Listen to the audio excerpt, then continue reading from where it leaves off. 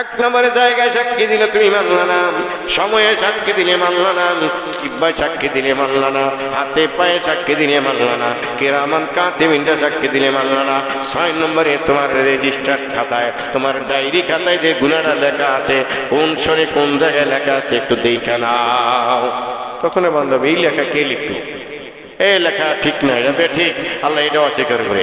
7 নম্বর আল্লাহ বলবেন, আমি হুজুর সাল্লাল্লাহু আলাইহি সাল্লাম আখিরি পয়গম্বর, যাকে সবার প্রথমে আমি বানাইছি, সবার শেষে প্রেরণ করেছি, ওই মুহাম্মদের কাছে আমি একটা ডাটাবেজ, আমি একটা গুনার ফাইল দিয়ে রাখছি। কারণ তিনি সব নবীদের নবী, তিনি সব নবীদের রাসূল, তিনি সব নবীদের ইমাম, তিনি সব নবীদের সাইয়্যিদুল মুরসালিন। তিনার কাছে, রাষ্ট্রপতির কাছে একটা দিয়ে রাখি, সব এমপি মন্ত্রী সব রাষ্ট্রপতির কাছে ধরা, রাষ্ট্রপতি মোহাম্মদের কাছে একটা ডাটাবেজ, একটা ফাইল দেওয়া আছে। মোহাম্মদ সাল্লাল্লাহু আলাইহি সাল্লামকে আল্লাহ উপস্থিত করবেন, ফাকাইফা ইযা জিনা মিন কুল্লি উম্মাতিন বিশাহীদ, সব উম্মতের সাক্ষী হিসেবে নবীরে দাঁড়া করাইবেন। এই জন্য নবীজি বলে, হ্যাঁ, বাশীরা ওয়া নাযীরা শাহিদাম ওয়া মুবাশশিরা, নবীজি সকল উম্মতের গুনার সাক্ষী দিবেন। কারণ সব উম্মতের গুনার একটা ডাটাবেজ নবীর কাছে প্রেরণ করে রাখে, একটা ফাইল নবীর কাছে দেওয়া আছে গুনার। হুজুর সাল্লাল্লাহু আলাইহি ওয়াসাল্লাম বলবেন, কত সাল, এত সাল, কত পৃষ্ঠায় পৃষ্ঠায় পৃষ্ঠায়, হ্যাঁ হ্যাঁ, আমার কাছে যে রেজিস্টার খাতা আছে মুহাম্মদের কাছে, এই যে বান্দা, এই যে উম্মত তুমি যে গুনাহ করতে, আমার কাছে তো লেখা আছে, কয়টা স্বীকার করবা? তখনও সসিমসি করবে বান্দা। আমরা বলবো যে আল্লাহ, মুহাম্মদ সাল্লাল্লাহু আলাইহি ওয়াসাল্লাম তো দেখে নাই, উনি তো ওনার জমানায় আমি ছিলাম না, ওনার সাথে দেখা হয় না, উনি এখন সাক্ষী দিতেছে। আল্লাহ বলেন, ফেরেশতাদের মধ্যে যখন যেই টাইমে যেই সেকেন্ডে গুনাহটা করেছিলে, তখনই একটা ডাটাবেজ অনলাইনের মতো অলরেডি নবীজির কাছে জমা হয়ে রয়েছে, এই ফাইল জমা হয়ে রয়েছে। বান্দায় অস্বীকার করতে যাবে, এবার আল্লাহ বলবেন, এটা বলা হয়েছে, ওয়ালা তা'লামুনা মিন আমালিন ইল্লা কুননা আলাইহিম শুহুদা, পৃথিবীর কেউ না জানলো, কিরামান কাতিবিন না জানলো, পৃথিবীর আজরাইল মিকাইল না জানলো, পৃথিবীর কোনো পোকামাকড় জীব জানোয়ার জন্তু না জানলো, কোনো একটা গুনাহ আমি আল্লাহর অজান্তে হয় না। গুনাহের যে 8টি ক্ষেত্র, গুনাহের 4 শীট 8 জায়গা আল্লাহ রাব্বুল আলামিন রেখেছেন। এক জায়গায় রেখেছেন, ইয়াউমা ইযিন তুহাদ্দিসু আখবারাহা বিআন্না রাব্বাকা ওয়াহালাহা। 1 নম্বর গুনাহ করার যে 4 শীট জমিনের মধ্যে দেওয়া আছে, যেই জমিনে যেই জায়গায় গুনাহ করছে, ওই জমিনটাই কিয়ামতের ময়দানে সাক্ষী দিবে যে এই লোকটাই গুনাহটা করছে। 2 নম্বর সময়, যেই সময়টায় গুনাহ করেছে, 12টা 1 মিনিটে গুনাহ করেছে, ওই সময়টার জবান আল্লাহ খুলে দিবেন। ওই সময়টাই বলবে, আল্লাহ 12টা 1 মিনিটে 1982 সালে অমুক টাইমে আমি সময়, আমার জবান আপনি খোলেন, আমি বলে দিলাম এই লোকটাই গুনাহটা করেছে। বান্দা কোনো রকমই গুনাহ যে করছে অস্বীকার করতে যাবে, বলবে আল্লাহ এই জায়গা আমার সাথে বিরোধিতা করতেছে, এই জায়গা আমার বিরুদ্ধে সাক্ষী দিচ্ছে মিথ্যা। এরপরে সময়ে সাক্ষী দিবে, বান্দায় বলবে না সময় আমার বিরুদ্ধে সাক্ষী দিবে। 3 নম্বরে আল্লাহ বলবেন, ইয়াউমা তাশহাদু আলাইহিম আলসিনাতুহুম, জিহ্বাটা সাক্ষী দিবে। জিহ্বায় বলবে, আল্লাহ এই জিহ্বা দিয়ে এই গুনাহটা করেছে, জিহ্বা দিয়ে গালিটা দিয়েছে, আমি জিহ্বা এই সাক্ষী। কখনো বন্দায় বলবে, আরে জিহ্বা তোর এত দামি দামি খাবার আমি খাওয়াইলাম, তোর মজা মতো খানা আমি তোরে খাওয়াইলাম, আর তুই আমার বিরুদ্ধে সাক্ষী দে। আল্লাহ জিহ্বা আমার বিরুদ্ধে সাক্ষী দিবে। আল্লাহ বলে 4 শীট 3য় জায়গায় 4র্থ নম্বর যেই দলিল আমি রেখে রাখি 4র্থ জায়গায়, ওইটা হলো ওয়াতুকাল্লিমুনা আইদিহিম ওয়া তাশহাদু আরজুলুহুম বিমা কানু ইয়াকসিবুন। সূরা ইয়াসিনের মধ্যে বলবে, আল্লাহ বলবে তোমাদের হাত আমার সামনে সাক্ষী দিবে, তোমাদের পা আমার সামনে সাক্ষী দিবে, হাতে কথা বলবে, মুখ আমি বন্ধ করে দিব। আল-ইয়াওমা নাখতিমু আলা আফওয়াহিহিম ওয়া তুকাল্লিমুনা আইদিহিম ওয়া তাশহাদু আরজুলুহুম বিমা কানু ইয়াকসিবুন। মুখ বন্ধ করে দিয়ে বলে হাতে এবার কথা বলতেছে, পায়ে সাক্ষী দিচ্ছে।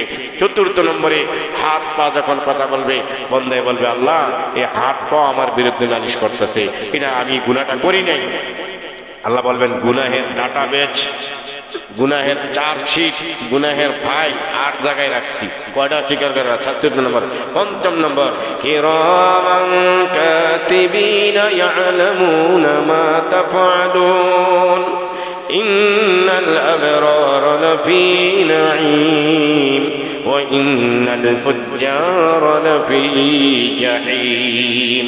পঞ্চম নম্বরে আল্লাহ বলবেন তোমার সামনে ডিউটিদার ফেরেশতা দুইজন ডিউটি অফিসার দিয়ে রাখছি, কিরামান কাতিবিন, দুইজন সম্মানিত লেখক দিয়ে রাখছি।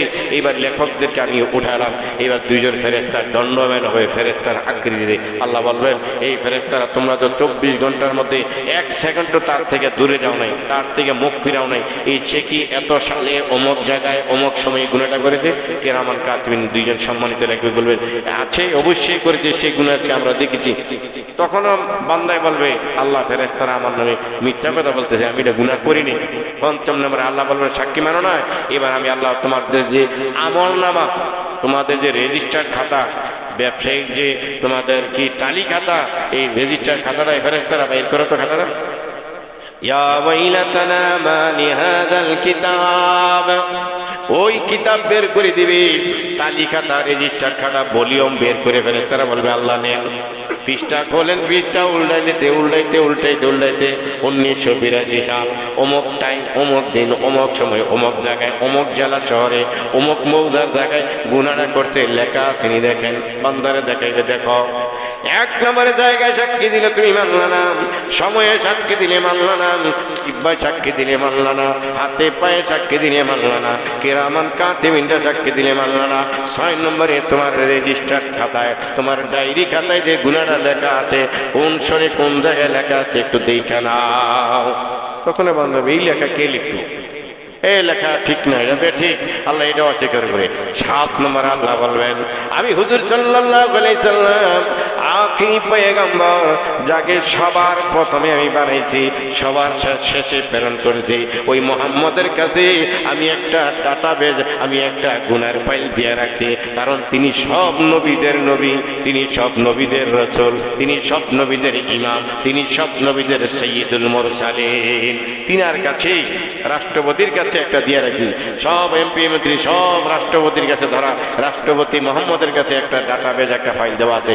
মোহাম্মদ সাল্লাল্লাহু আলাইহি সাল্লামকে আল্লাহ উপস্থিত করবেন। ফাকাইফা ইযা জিনা মিন কুল্লি উম্মাতিন বিশাহীদ, সব উম্মতের সাক্ষী হিসেবে নবীরে দাঁড়া করাইবেন। এই জন্য নবীজি বলে হ্যাঁ বাশীরা ওয়া নাযীরা শাহিদাম ওয়া মুবাশশিরা, নবীজি সকল উম্মতের গুনার সাক্ষী দিবেন।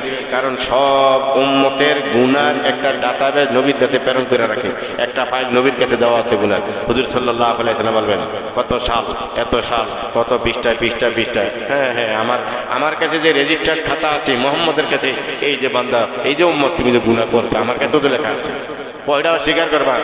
তখনও সচিবচি করবে বান্দা।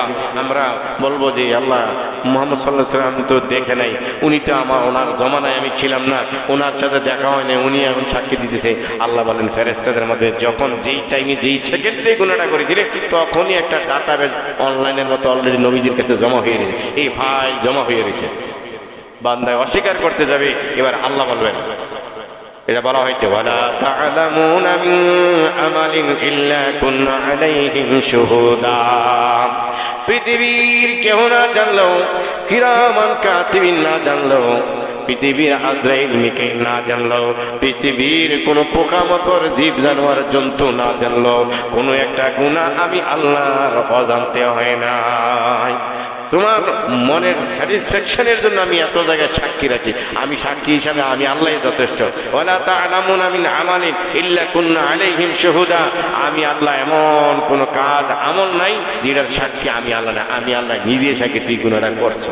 তখন বান্দাই বলবে এখন আপনি যে খালেক, আপনি বানাইছেন, আপনি আহকামুল হাকিমিন, আপনি বিচারক, স্বয়ং বিচারকে জজে বলতে দেবে আমার সামনে তো গুনাহ করছো, আমার সামনে অন্যায় করছো, এটা আর সাক্ষীর কি প্রয়োজন? আমি বিচারকও, আমি ঘটনাটা ঘটছো আমার সামনে, এখন তো বিচার শুধু করলে হয়ে যায়, কেন সাক্ষীর কোনো প্রয়োজন নেই। তখন আল্লাহ বলবেন আমি দেখেছি, পরোক্ষভাবে না প্রত্যক্ষভাবে আমি আল্লাহ সব সময় দেখি, সব সময় শুনি, সব শুনি। ইন্নাল্লাহা আলা কুল্লি শাইইন কাদির, আমার সামনে তুই গুনাহটা করছিস, অস্বীকার করার জবাব বান্দে একে একে 7টা সাক্ষী ডিনাই করলাম, আর এই 8ম নম্বর সাক্ষীটা ডিনাই করার কোন সুযোগ আপনি সবসময় আমার দেখছেন, আমার বডিতে যা আছে সব আপনি বানাইছেন, আপনি দিচ্ছেন, আমার নিঃশ্বাস প্রশ্বাস আপনি দিচ্ছেন, দেখেন এখানে আর অস্বীকার করার সুযোগ নেই।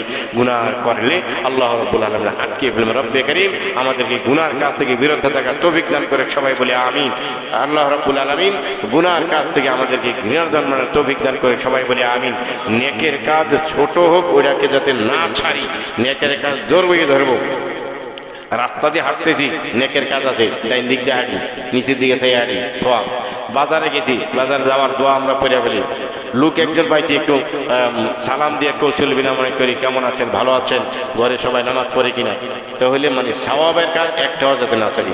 মসজিদ সামনে দিয়ে যাচ্ছি, পৃথিবীর কয়েকটি জায়গা আছে, এখানে গেলে দেখলে সব, মসজিদে দিকে তাকাই গেলেন সব হয়ে গেছে।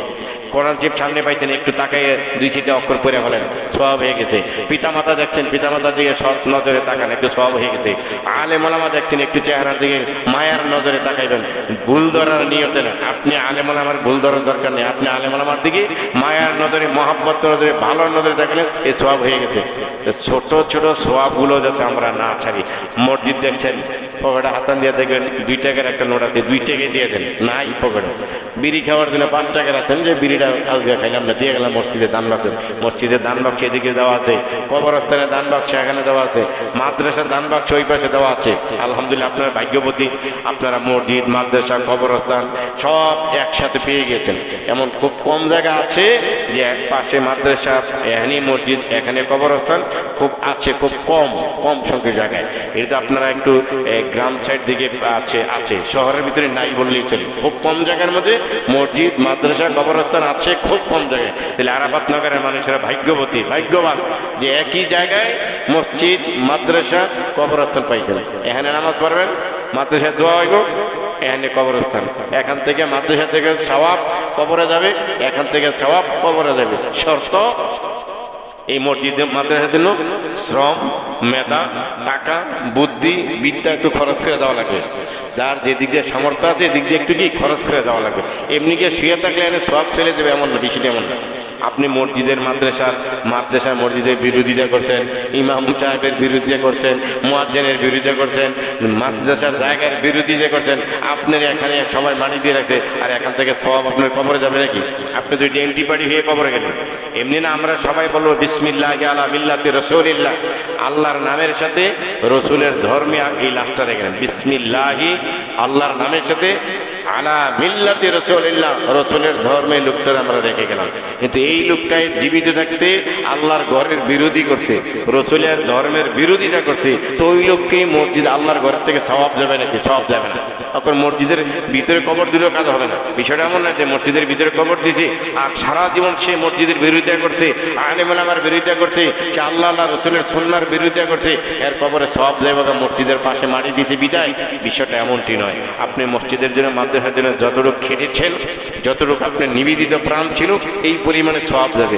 আপনি ইমাম সাহেবের মনে আঘাত দিয়ে রাখবেন, আর ইমাম সাহেবের 200 টাকা দিয়ে দোয়া করেন, ইমাম সাহেব হাত উঠে গেবে, এটা যেই জ্বালান জ্বালাইছে আমি, আল্লাহ মাফ করে দিয়ে, আর মনে মনে করি আমার যেই জ্বালান জ্বালাইছে, আমার সর্বনাশ সেই করছে, এখন দোয়া চাইলে এরা মুখের দোয়া আসতেছে, সামাজিকতা আসতেছে, কিন্তু অন্তর থেকে আপনার থেকে বিদ্বেষপূর্ণ ভাব আসছে। রাসূল সাল্লাল্লাহু আলাইহি সাল্লাম সেই বিরোধিতা করেছিল। চাচা আমির হামজাকে যে মেরেছিল, ও সামনে আইসা বসার পরে নবীজি বলতেন, তুমি একটা সাইডে যাও, ঠিক আছে, তুমি এখন মুসলমান হয়েছো, মুসলমান আমাদের সাথে চলবে। তুমি আমার সামনে বসলে আমার চাচার কথা মনে হয়ে যায়, তুমি আমার চাচারে মারছো, তুমি একটু সাইডে বলো। এটা বিশাল কিছু না যে এই সাহাবি হয়ে গেছে, আর পরবর্তীতে মুসলমান হইয়া সাহাবি হয়েছে। রাসূল বলতে, ঠিক আছে, এখন মুসলমান হয়েছো, আল্লাহ তোমাকে ক্ষমা করে দেখ, আল্লাহ তোমাকে মাফ করে জান্নাত দেখ, তুমি আমার সাথে চলবা, আমার সাথে বাজার করবা, তুমি আমার সাহাবি, আমার বন্ধু, তবে তুমি আমার সামনাসামনি কাছে বসো না, তুমি একটু সাইডে বলো। তোমার দেখলে আমার চাচারা যে মারছো, এই কথাটা আমার স্মরণে আসে, তোমার প্রতি আমার একটা বিদ্বেষপূর্ণ বাবা আইসা দেয় মন থেকে। আল্লাহ রাব্বুল আলামিন আমাদের সকলকে মসজিদ মাদ্রাসার খেদমত করার তৌফিক দান করুন। আলহামদুলিল্লাহ আরাফাত নগরবাসী আপনারা প্রতিনিয়ত প্রতি শুক্রবারে আলহামদুলিল্লাহ মাদ্রাসার জন্য একটা ফান্ড দেন, মসজিদের জন্য একটা ফান্ড দেন। আবার ঈদের সময় আমি দেখি প্রায় 5-6টা রুমাল দেয়, প্রত্যেকটার মধ্যে আপনারা 10, 20, 100, 200 শরীক করেন, বিশাল ব্যাপার। আল্লাহ রাব্বুল আলামিন যারা মসজিদের জন্য মাদ্রাসার জন্য খেটেছেন, রব্বে কারীম দুনিয়াতেও জাযা খায়ের দান করুন, আখিরাতেও জাযা খায়ের দান করুন, সবাই বলি আমিন।